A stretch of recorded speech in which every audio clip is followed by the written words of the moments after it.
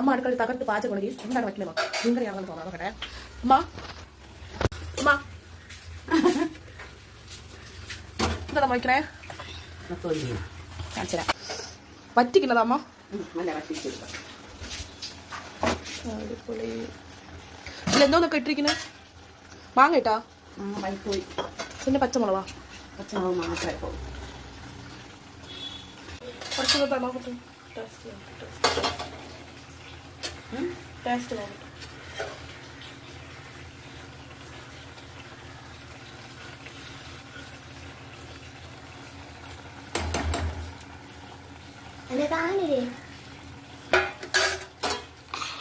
പൊന്നു തുറ കഴിച്ചു വന്നിട്ടുണ്ട്.